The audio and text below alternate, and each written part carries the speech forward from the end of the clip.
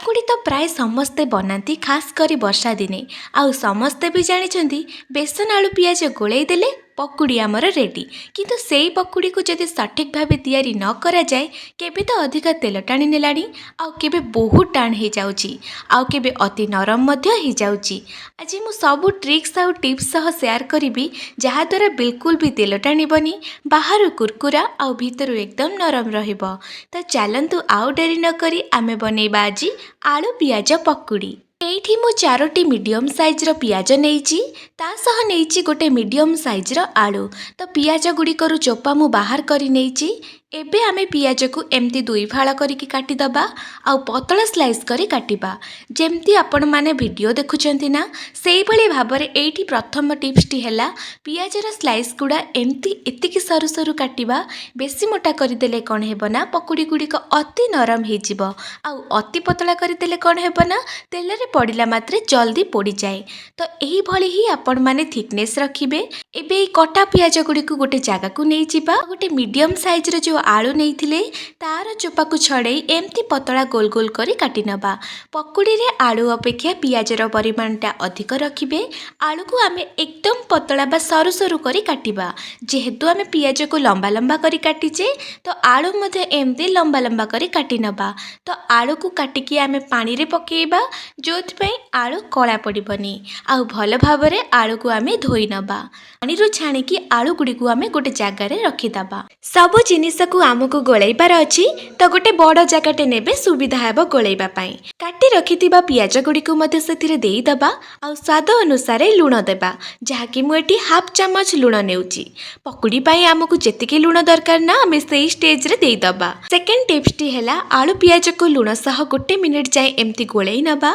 एमिति कले कौन हुए ना आमे जो पियाजर स्लाइसेस गुडा काटी थिले सब गोटा गोटा हे जिवो आउ आलू पियाज लूण रे मिसी गले सेथिरु पानी बाहरिबो जोथि पई कि बैटर बनेला बेले आमको कम पानी दरकार पड़िबो। पकुड़ी मध्य कुरकुरा रहिबो। एही भली गोलै सारला परे आमे याकू 5 मिनिट जाए रेस्ट देई दबा।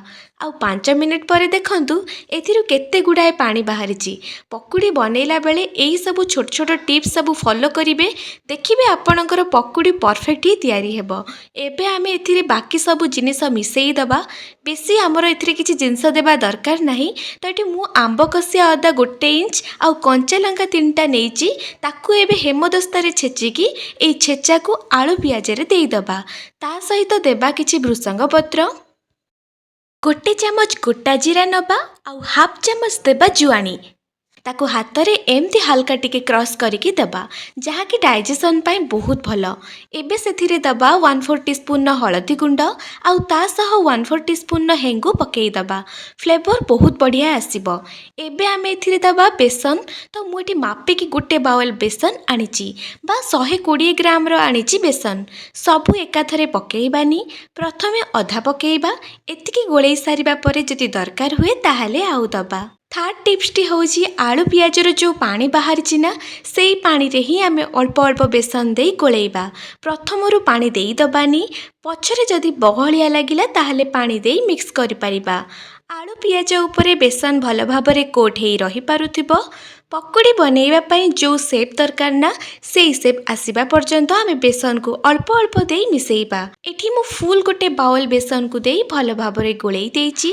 आउ देखंतु आलू पियाज उपरे कोटिंग हे जाइची भल भाबरे। आपन को कंसिस्टेंसी टिके मोटा लागुची जदी ताहाले हल्का पानी देई एई भली कंसिस्टेंसी रे रखंतु पकुड़ी परफेक्ट बनिबो। देखंतु बढ़िया शेप नेउची ठीक एई भली करिबा दरकार। आठु अधिक पानिया करिवेनी पकुड़ी हमर भल तयारी हेबनी। आउ जदि आठु बहळ बा सुखिला करिवे ना ताहाले पकुड़ी पूरा टाण हे जिवो।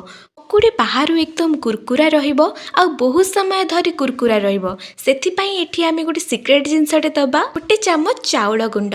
चाउल चूना जगह कॉर्नफ्लावर भी दे पारिबे। आउ गरम तेल रु 1 चामच ए बैटर रे देई दबा जहा द्वारा पकुड़ी बहुत बढ़िया मुसमुसिया हेबो। एबे आमे जो तेल आउ चाउल चूना पकेइले ना ताकू भल भाबरे मिसेई नबा 2 रु 3 मिनिट जाए। तो एठी हमर रेडी हे गला पकुड़ी छाणीबा पई। तेल ये आमर भल भाव गरम हो जाइए। एबे अल्प अल्प बैटर नेबा आउ गरम तेल रे देबा। मन रखु तेल को हाई फ्लेम रे गरम करेंगे किंतु बैटर को देला बेले लो टू मीडियम फ्लेम रे रखिए। आउ गोटे कथा मन रखु तेल जदि भलसे गरम हो नथिबो ताहले पकुड़ी बहुत तेल टाणिब। आउ जदि तेलर धुआं बाहरला भली गरम हो जाइथिबो ताहले पकुड़ी ऊपर पूरा लाल हो जिवो किंतु भीतर गुड़ा जमा सिझिबनी। पकुड़ीर सेमिति किछि सेप साइज नाही। रफली तेढ़ा मेढ़ा करी पकेइबे जोड़ा देखा बढ़िया लगे। कढ़ई रे जेतिकी धरुचे सेतिकी पकेइकी छाड़तु। टिके सेट हेई ऊपर को उठी आसिले तापरे ओल्टेई नबा। पकुड़ी गुड़ा गोटे साइड हो जाइए। मुझे ओल्टेइकी आउ गोटे साइड भी फ्राए करी नउची। आउ देखंतु हल्का हल्का रंग भी आसीगलानी।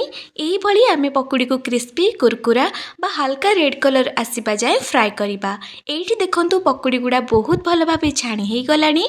पकुड़ी को छाणिबा बेले 30 रु 40 सेकेंड पूरा हाई फ्लेम करदेवे। देखिए बढ़िया रंग आसीजिव। पकुड़ी गुड़ा आहुरी कुरकुरा हेबो। तो एइठी आमर पकुड़ी फ्राए हेई गला। एहाकु छाणी साहाय्य रे काढ़ी प्लेट को काढ़ी नबा।